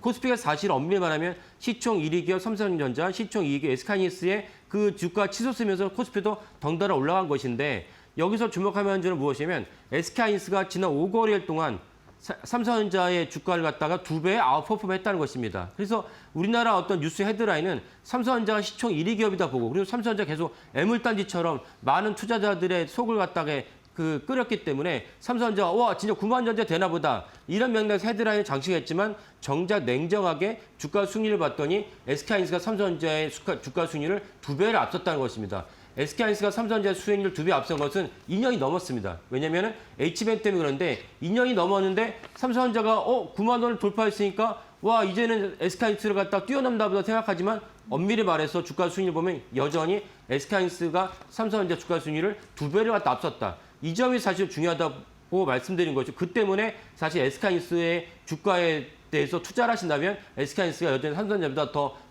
우월한 주가 수익률과 여러분들 자산을 갖다 증식시키는 종목이다. 이렇게 말씀드리겠습니다. 네, 뭐 CNBC에서도 사실 지금 보도 순서를 SK 하이닉스를 예, 예. 먼저 하고 또 삼전을 하는 그런 모습이 이제 나타나고 있죠. 어떻게 보면 이게 순서가 굉장히 또 중요하지 않습니까? 예, 맞습니다. 네, 예. 그래서 이제 외국인들이 이제 SK 하이닉스에 대해서 추가 매수세를 계속해서 이어갈지도 궁금하거든요. 예, 맞습니다. 그러니까 좀 전에 말씀하신 대로 이번에 이 보도를 갖다가 여러 군데서 했지만 CNBC 보도를 제가 가져왔는데 CNBC에서 그 아시아에 있는 빅테크가 그 주가가 치솟았다라고 얘기하면서 삼성전자, SK하이닉스를 언급하지 않고 SK하이닉스, 삼성전자를 언급했습니다. 그 말은 무엇이냐면 CNBC가 보기에는 이미 사실은 디램의 1등 기업, 반도체 1등 기업이 삼성전자가 아니고 HBM의 1등 기업인 SK하이닉스라는 것입니다. 그러면 기자들 이거 쓸 때 그냥 무작위로 기분 내키는 대로 어느 날은 삼성전자 먼저 쓰고 어느 날은 SK하이닉스 먼저 쓰지 않습니다. 그렇게 썼다가 데스크에서 야 1등 기업이 어딘데 이게 사실 말이 나오거든요. 그러니까 사실 1등 기업을 먼저 쓰고 그다음 2등 기업을 쓰게 돼 있습니다. 이것이 생리거든요. 그렇다면 CNBC가 인식하기로는 SK하이닉스가 삼성전자보다 우월하다는 것을 갖다가 입증한 것이고 그렇다면 CNBC의 보도를 보는 미국의 유수한 투자가들, 기관 투자가들도 있을 것이고 개인 투자가들도 보면서 내가 아는 기업이 삼성전자인데 SK하이닉스가 먼저 등장을 했네? 라고 인식을 하면서 암묵적으로 부지불식간에 SK하이닉스가 더 우월한 기업이라는 걸 인식하게 됩니다. 그렇다면 투자를 할 때도 SK하이닉스를 삼성전자보다 더 우선순위에 두고 투자할 가능성이 높다. 그러니까 사실 삼성전자가 9만 전자 일으킨 데 외국인들이 엄청난 투자를 했지만 왜냐하면 지명도가 있고 연륜이 있기 때문에 하지만 사실은 이제 더 나은 이달 올해 그다음 내년을 바라본다면 외국인 주주들 외국인 투자가들 입장에서는 이제는 삼성전자보다 SK하이닉스를 더 먼저 봐야겠구나 이런 인식이 점점 들게 된다. 그래서 이 점에서 CNBC 보도가 중요하다고 말씀드리겠습니다. 네, 이 삼성과 또 하이닉스의 상승세가 계속 이어질지 단기 반등에 그칠지 한번 주목을 해봐야 될 것 같습니다. 자, 지금까지 히든글로벌 조우진 탁현 대표 함께했습니다. 고맙습니다.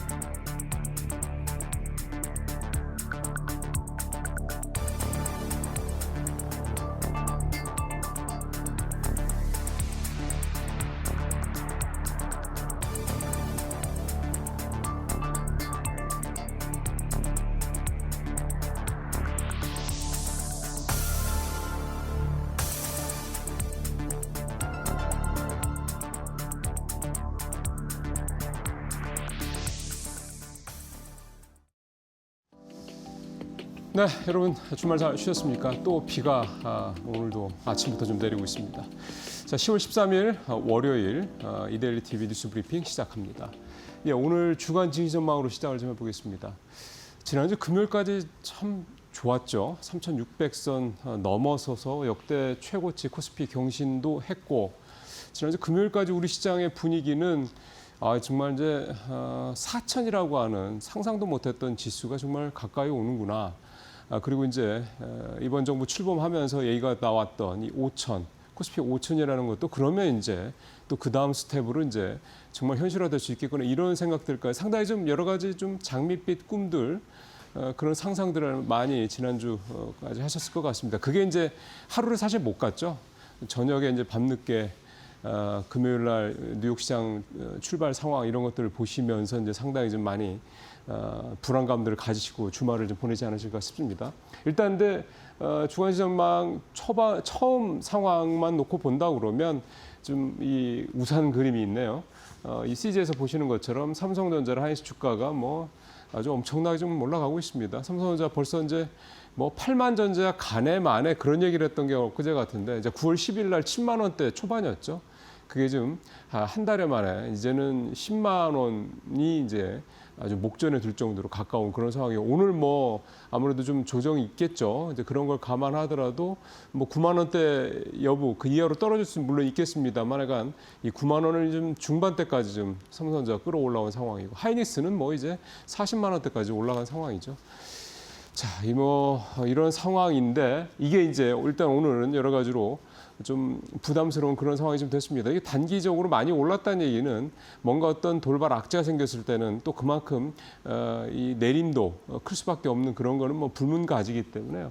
오늘부터 해서 이번 주 초반 뭐 길면은 중후반까지 뭐 짧으면은 중반 정도까지 단기 조정은 불가피하다라는 게 여의도에서 나온 대부분의 그런 전망들이 좀 되겠고요. 악재들도 사실 이렇게 뭔가 장이 좀 조정을 받을 만한 상황이 되면 뭐 전에는 악재로 안 봤던 것들도 이제 갑자기 얼굴색이 변하죠. 이제 악재로 둔갑을 합니다. 뭐 미중 갈등, 뭐 셧다운발 매크로 불확실성, 9월 이후 주가가 많이 올랐다, 반도체 쪽 등 특정 업종으로 쏠린다.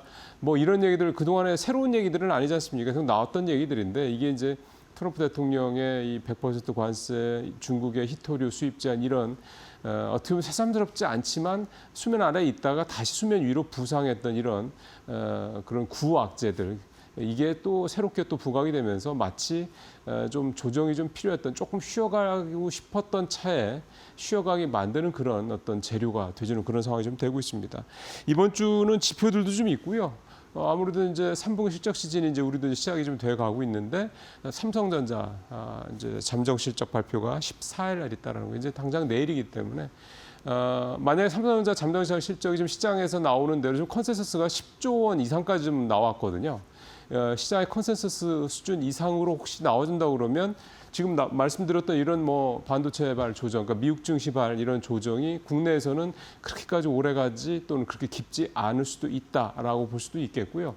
그래서 사실은 국내 시장만 놓고 본다면 이번 주 시장만 놓고 본다면 내일 발표되는 14일 날 발표되는 삼성전자 3분기 잠정 실적 발표의 내용이 사실은 어느 정도의 키가 될 수 있겠다 이렇게도 볼 수가 있겠습니다. 그래서 사실 뭐 이런저런 미국의 뭐 CPI도 나오고 PPI도 나오고 등등등 이런 인플레 관련 지표들 나오는데 아마 이번 주는 이 삼성전자 잠정 실적 발표 이 결과가 사실은 가장 중요한 키 팩터가 되지 않겠냐 이렇게 좀 볼 수가 있겠습니다.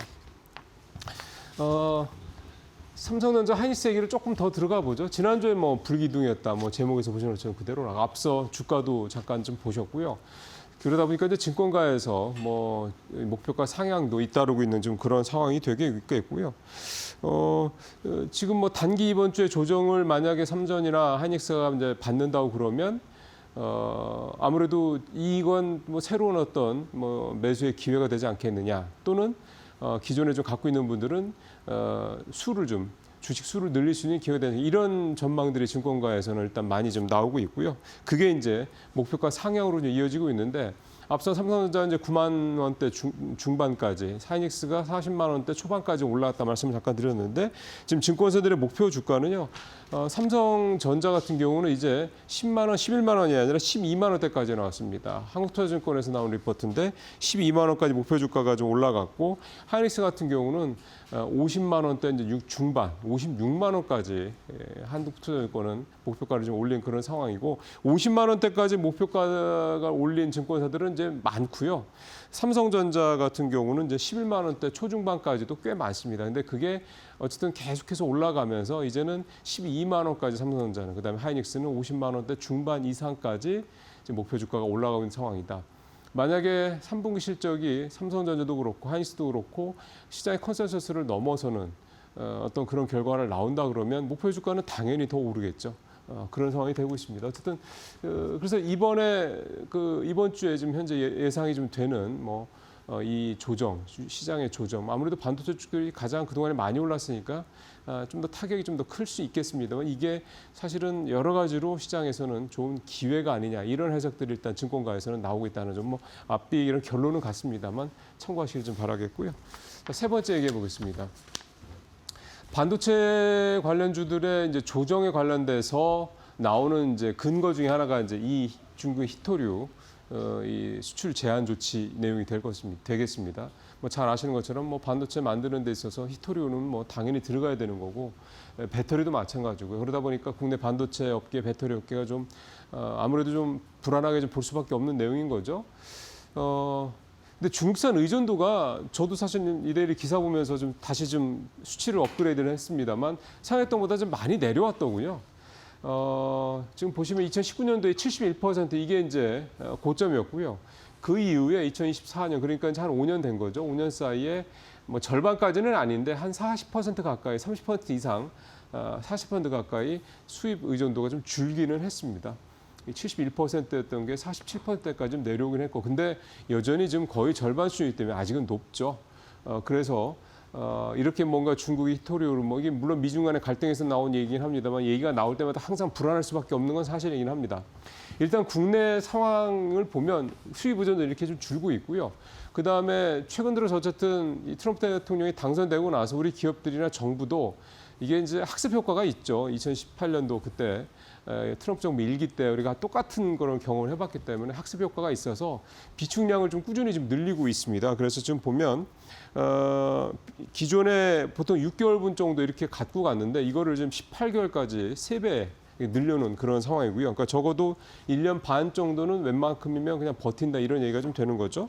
그다음에 이건 이제 정부 차원이고 기업들이 정부처럼 그렇게 많이 갖고 있을 수는 없으니까 한 3개월 정도 갖고 있던 걸 좀 6개월 정도까지 좀 늘려가고 있는 상황이라고 합니다. 이것도 사실은 좀 많이 늘어난 거죠. 그러니까 기업이랑 정부 상황을 좀 고려를 하면 적어도 한 6개월 정도 우리가 히토류 수입이 아예 안 되더라도 버틸 수 있는 정도 여력은 된다. 이렇게 좀 볼 수가 있는 거고요. 근데 이게 뭔가 한시적으로 정해져 있게 되면 불안할 수밖에 없습니다. 시장은. 그게 리스크가 될 수밖에 없는 거고요. 그래서 이번 기회에 뭐다 좀 근본적인 그런 히토류 관련된 어떤 그 공급 방안, 공급망 방안을 좀 만들어야 되는 게 이런 얘기가 다시 좀 나오고 있고요. 아마 미국도 아마 좀 미국의 중국 수입 분조가 계속 줄고 있는데 아마 미국도 뭔가 이 협상의 레버리지를 높이기 위해서라도 마찬가지로 아마 이 중국산 히토류 수입의 의존도를 낮추기 위한 여러 가지 구조적인 방법들을 계속해서 찾아나가지 않겠느냐. 결국은 이제 지금보다 시간이 가면 갈수록 조금 줄어들 거긴 한데 이게 당장 2, 3년 안에 쉽게 그렇게 확 줄어들 수는 없는 상황이기 때문에 그때까지는 이 히토류와 관련된 리스크는 우리가 좀 안고 가야 될 수밖에 없는 거다. 그러니까 비교적 우리 기업들이 좀 어느 정도 좀 준비를 하고 있지만 장기적으로 간다면 좀 위험하다. 이렇게 일단은 볼 수가 있겠습니다. 자, 마지막으로는 이게 좀 재미있는 기사가 될 수 있을 것 같아서 가져왔는데요. 인바운드 관련주도 사실 물론 반도체주는 워낙 수급이 쏠리기 때문에 국내 인바운드주들이 썩 그렇게 주가가 좀 좋은 건 아닙니다. 그래도 그나마 실적적인 측면에서 주가보다는 실적적인 측면에서 봤을 때 카지노주들은 괜찮은데 여행주들은 그렇게 썩 내용이 좋지 않다. 이 내용이 이제 주 내용이 좀 되겠고요. 요 밑에 좀 표도 있긴 합니다만 하나투어 같은 경우 목표 주가가 -7%. 그러니까 소위 말해서 이제 여행사들 사실은 인바운드보다는 아웃바운드 개념이죠. 우리나라 사람들이 밖으로 해외여행을 많이 나가야지 사실은 그게 의미가 있는 거기 때문에. 근데 표에서 보시는 것처럼 좀 하나증권, 신한투자증권 다 한 7% 이상으로 목표가를 내렸는데 이번에 장기 연휴도 있었습니다만 그렇게 여행 그 실적, 아웃바운드 여행 실적이 좋지를 않은 모양입니다. 이게 아무래도 3분기 실적에 반영이 좀 될 테고. 반면에 이제 카지노주 같은 경우는 좀 목표 주가들을 잇따라 상향 조절하고 있는데요. 파라다이스가 대표적이고 롯데관광개발도 좋습니다. 여기는 뭐 아무래도 중국인 관광객들이 좀 대거 유입되다 보니까 역시 9월 29일 날부터 시작된 중국인 단체 관광객 비자 면제 이게 크죠. 실제로 보니까 중국인 관광객들이 많이 늘었고요. 당연히 많이 늘면 카지노를 출입하는 관광객들도 많이 늘기 때문에 소위 말하는 이제 드롭이라고 하죠. 그런 금액도 좀 많이 늘고 그런 분들이 확실히 좀 수치상으로 좀 나타날 것으로 예상이 되어 있습니다. 그래서 오늘 이 말씀을 드리는 것도 반도체주가 좀 조정에 들어가면 뭔가 좀 대안 섹터를 우리가 찾게 되지 않습니까? 그러면 인바운드 중에서도 이 카지노 관련주들이 실적이 상당히 좀 기대가 된다. 이런 부분들을 한번 좀 참고하실 필요가 있을 것 같아서 가져왔습니다. 마치도록 하겠습니다.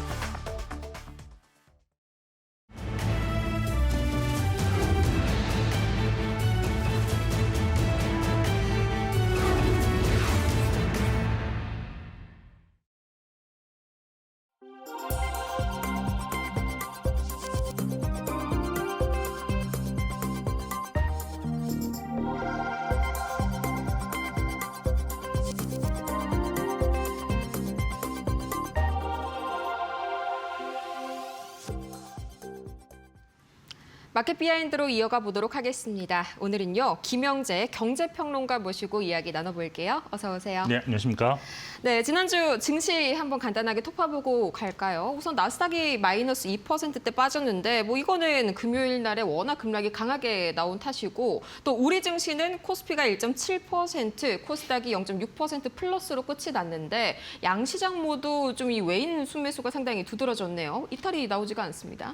네, 아무래도 저희가 이제 장기간의 추석 연휴 기간 동안에 글로벌 증시가 좋았기 때문에 네. 그런 것을 이제 하루 거래밖에 없었습니다, 지난주에. 근데 그 하루 동안 다 반영하다 보니까 아무래도 글로벌 증시 대비 좋은 상승 흐름이 나왔다라고 볼 수 있는데 사실 지난주 같은 경우는 일부 이제 일본만 좀 제외하고는 네. 전반적으로는 이제 하락 추세가 좀 많이 나오는 상황에서 하루 거래일이었지만 국내 증시가 좀 선방했다라고 보시면 될 것 같고요.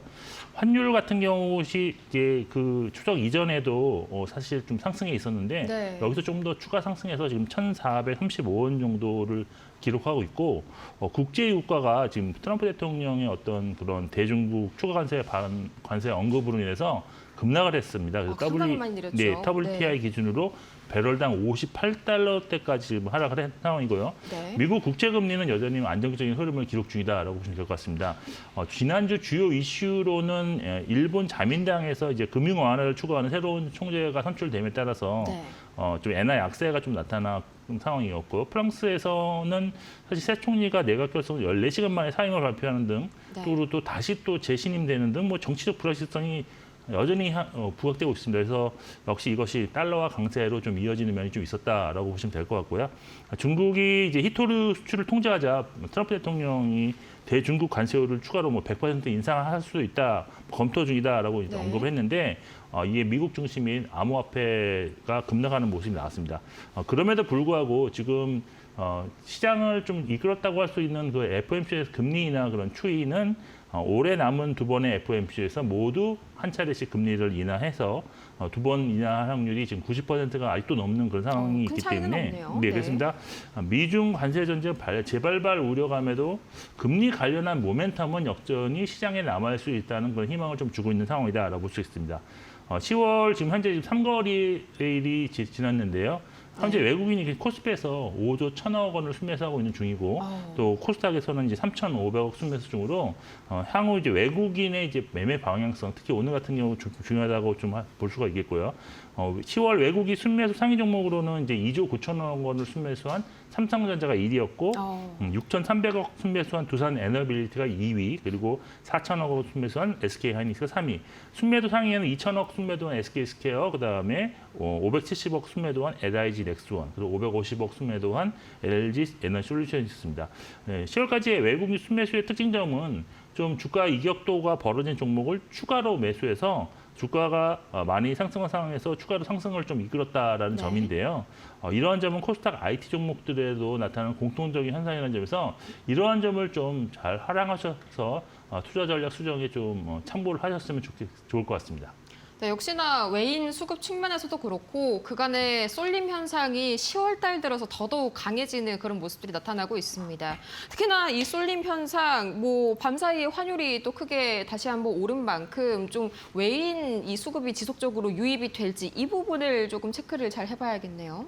그렇습니다. 사실 외국인이 사실 지금까지 증시를 끌어올렸다라고 해도 과언이 아닌데 그렇죠. 특히 이제 반도체 쪽으로 이제 수급이 쏠림이 현상이 나타나는데 또 일부 원전이라든지 이런 그래도 이제 실적이 좀 상향 조정될 수 있는 아니면 수주 모멘텀이 있는 그런 종목들 업종 위주로는 네. 외국인이 추가로 상승할 여지는 좀 남겨두시고 좀 대응하실 필요가 있지 않을까라고 볼 수 있겠습니다.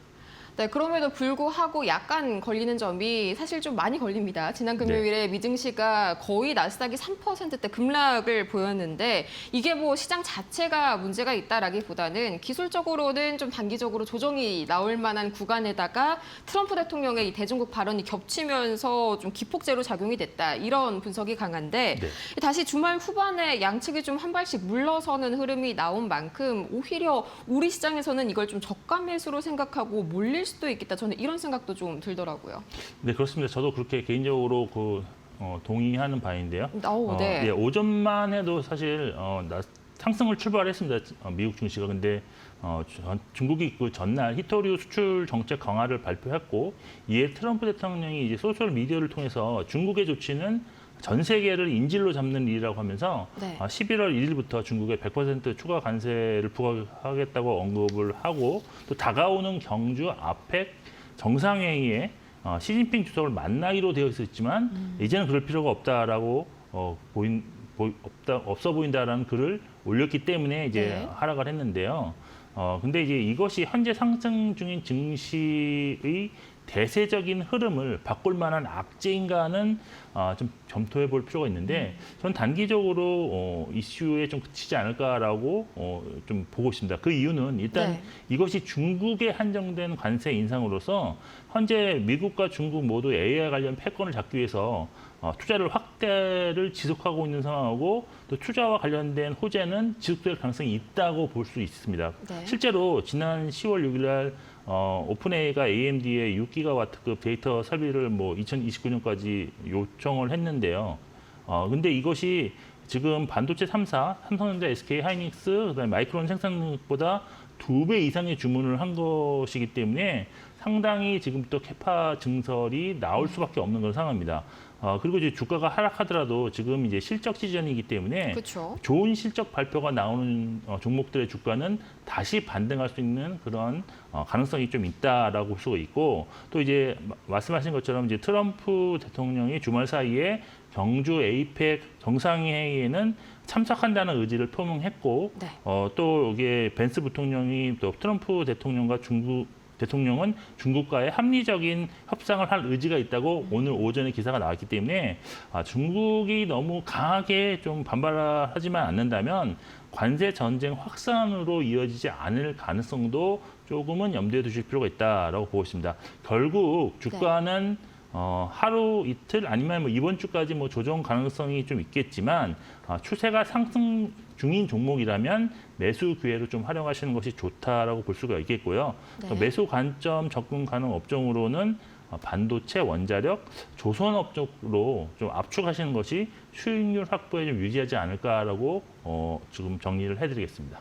네, 주가가 단기적으로 조정받을 때를 이제 저점 매수의 기회로 삼으시고 반도체와 원자력, 조선과 같은 이 추세 상승 종목을 좀 모아가는 그런 전략으로 구사를 하시면 될 것 같습니다. 또 말씀 주신 대로 오늘까지 나온 기사를 보니까 역시나 좀 트럼프 대통령이 이번에도 타코 트레이드를 좀 하지 않았나 싶은 생각이 또 개인적으로 들더라고요. 이제 본격적으로 이번 주에 뉴욕 증시의 뭐 금융주들을 필두로 실적 시즌이 시작이 되는데 우리 시장에서도 삼성전자가 지금 3분기 이 잠정 실적을 발표를 앞두고 있죠. 제가 지금 보니까 코스피 반도체가 과거 데이터 상으로 봤어도 이게 뭐 주가 측면에서도 그렇고요. 이익 추정치도 여전히 좀 상향 여력이 충분한데 마찬가지로 추가적으로 상승이 충분히 가능하다고 보실까요? 네, 일단 추가 상승은 가능성은 열어두셔야 될 것 같은데 어차피 지금 현재가 어떤 증시 상승에 있어서 가장 변동성이 확대되는 시기가 아닐까 저는 개인적으로 생각하고 싶은데 이 시기를 잘 활용하셔야지 결국 전체적인 수익률 확보 차원에서는 지금 시기가 매우 중요하다라고 할 수 있겠는데 특히 실적과 관련된 어떤 좋은 재료가 기대되는 이 시점이야말로 좀 더 기대감의 주가가 더 상승할 수 있는 그런 시기다라고 볼 수가 있겠습니다. 제가 지난 시간이죠. 2주 전이긴 하지만 지난 시간이기에 이번 3분기 실적 시즌은 3분기 영업이익 사상 최대치가 나올 수 있다라고 전망을 말씀드렸는데 지금 최근에 이제 자료를 찾아보니까 3분기뿐만 아니고 올해 역시 지난해와 마찬가지로 코스피 200 기준으로 270조 이상 영업이익을 기록하면서 사상 최고치를 기록할 것으로 전망된다라는 자료가 지금 나오고 있는 상황입니다.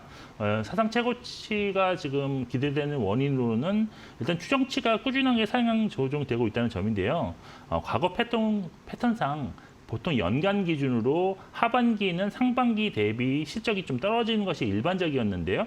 올해는 오히려 실적 추정치가 좀 상향 조정되고 있기 때문에 이번 3분기 어닝 시즌 기대치도 지속적으로 상승하고 있다라고 말씀드릴 수 있겠습니다. 특히 반도체를 포함한 IT 업종이 지금 실적 추정치 상향 조정을 주도하고 있는 업종이다라고 볼 수 있는데 지난 한 달간 전체 영업이익 추정치가 한 2% 초반 정도 증가한 반면에 IT 업종은 무려 5.6% 증가하는 모습을 보였고 그 안에서도 반도체 장비는 10% 이상의 추정치 상향 조정이 이루어지고 있습니다.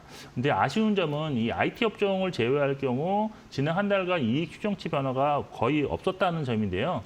그렇지만 수주 모멘텀이 좀 살아있고 또 밸류에이션 리레이팅이 좀 나타나고 있는 업종에 대한 관심은 지속되고 있다라고 보시면 될 것 같습니다. 그리고 지금 지난 시간 말씀드린 것처럼 4분기에 이제 수출 기업들이 상호 관세 부과에 따른 가격 상승을 소비자에게 전가하기 시작한다면 내년 실적 성장을 기대할 수 있는 업종이 늘어날 수 있기 때문에 이번 실적 시즌 추천 전략은 3분기 실적 개선 종목뿐만이 아니라 4분기 그리고 내년 실적 개선 종목을 좀 관심을 가지시는 것이 중요하다라고 말씀드릴 수 있겠습니다. 이런 관점을 바탕으로 좀 더 추려서 이제 업종을 본다면 반도체, 디스플레이, 조선, 기계, 증권, 인터넷, 게임 업종 정도라고 말씀드릴 수 있겠고요. 이번 3분기 실적 시즌의 가장 큰 관심은 역시 반도체 투탑인 삼성전자와 SK 하이닉스의 실적인데 내일 실적을 발표하는 삼성전자의 경우는 3분기 예상 영업이익이 지금 한 10조 1천억 원 정도, 그 4분기는 10조 4천억 원으로 지금 더 증가할 것으로 예상되는데 근데 지금 최근 가파르게 증가하고 있는 범용 DRAM 가격을 감안한다면 4분기 영업이익은 실제보다 더 크게 증가할 수도 있다는 기대감이 지금 주가에 작용 중이다라고 볼 수 있습니다. SK 하이닉스 같은 경우는 지금 3분기와 4분기가 각각 11조 원 이상의 영업이익이 예상되면서 최대 실적을 경신할 것으로 지금 예상되는데요. 최근 외국인 매수가 조금 주춤한 면은 좀 있습니다만 여전히 지금 밸류에이션상 낮은 PER 8.2배 수준을 기록 중에 있기 때문에 조정이 좀 나오더라도 현재 수준 가격으로 한 번 정도 더 회복할 가능성은 열어두시는 것이 좀 좋지 않을까라고 보고 있는 상황입니다.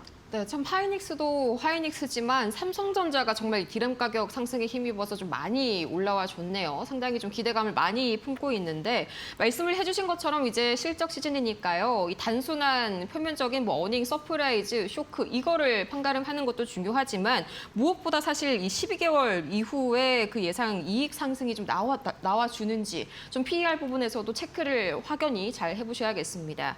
거기에 더해서 이제 제가 반도체 이외에 좀 집중해 볼 만한 업종 어떤 게 있나 하고 살펴보니까 4대 금융지주 여기 이 3분기 순이익이 5조 원에 달한다 뭐 이런 기사가 있더라고요. 뭐 상당히 좀 기대를 해볼 만한 것 같습니다.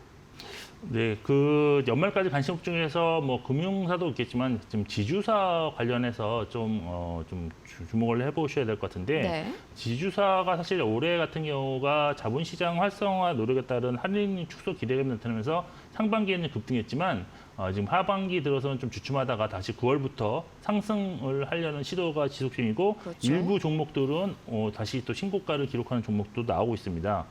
이번 상승은 아무래도 지금 자사주 매각을 골자로 하는 3차 3법 개정안을 민주당에서 올해 연내에 처리하겠다라고 지금 밝힌 바 있기 때문에 자사주 비율이 높은 지주사가 주주가치 제고를 할 가능성이 높아졌다는 그런 기대감이 주가에 좀 반영되고 있다는 것인데 여기에 더해서 상속과 또 증여세법 개정과 또 자본시장법 개정 그리고 네. 배당소득 분리화 같은 추가적인 거버넌스 정책이 좀 추진되고 있는 상황입니다. 근데 이 중에서도 특히 상속 증여세법 개정안은 PBR 0.8배 미만 기업의 경우 현재 시세가 아닌 자산 수익을 반영한 평가 방식을 적용할 수 있기 때문에 네. 상속 증여를 앞두고 있는 어떤 일부 지주사는 주가를 PBR 0.8배 이상으로 높이는 것이 훨씬 더 세제상 유리할 수 있다라는 측면에서 본다면 좀 주가 상승을 도와줄 수 있는 여러 가지 재료가 나올 수도 있지 않겠느냐라고 볼 수가 있습니다.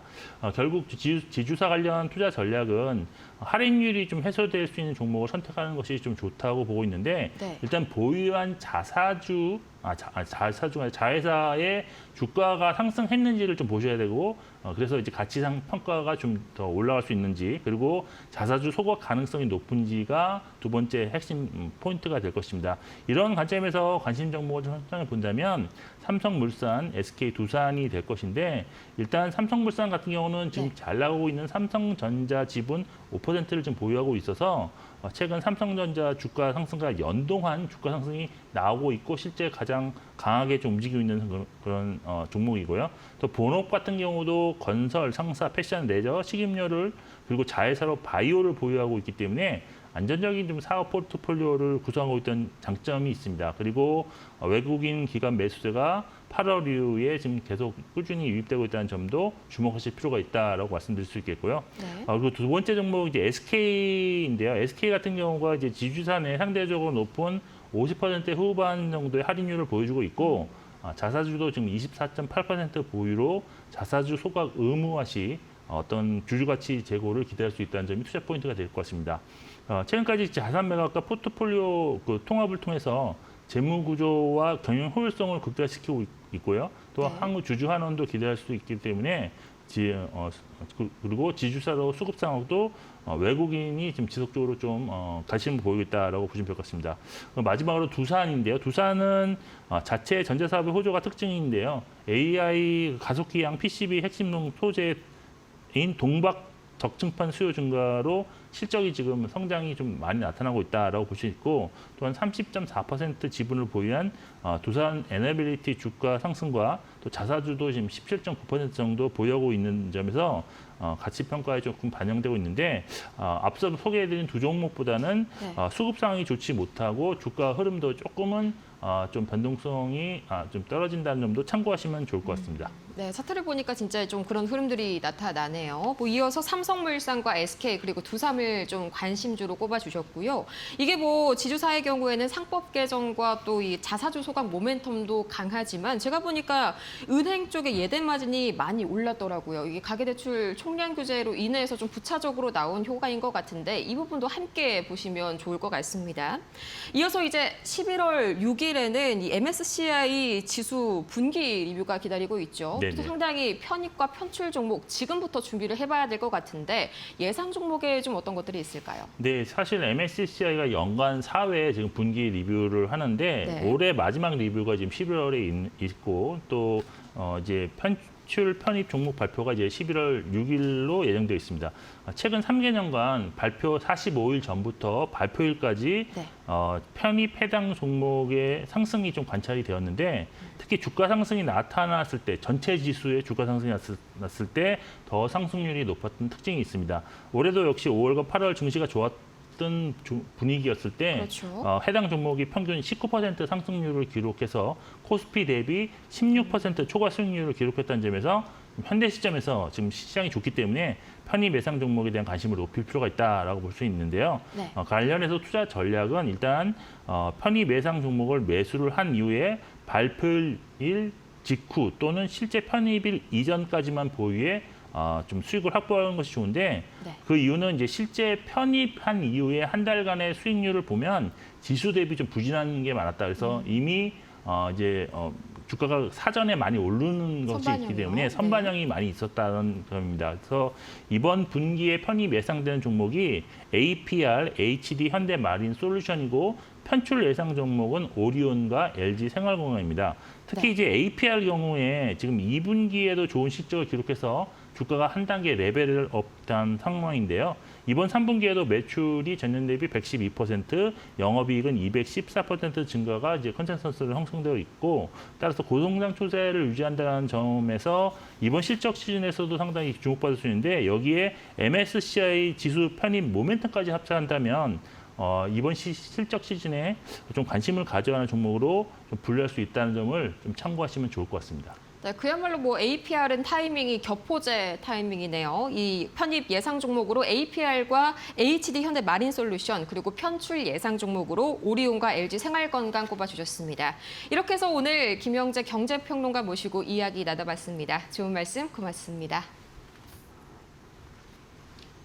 이렇게 오늘 저희가 준비한 소식은 여기까지입니다. 이 지난 금요일 뉴욕 증시가 급락했는데요. 과연 오늘 국내 증시에서는 어떤 전략 세워야 할지 잠시 후 이어지는 마켓나우 일부에서 더욱더 자세한 전략 세워가시길 바라고요.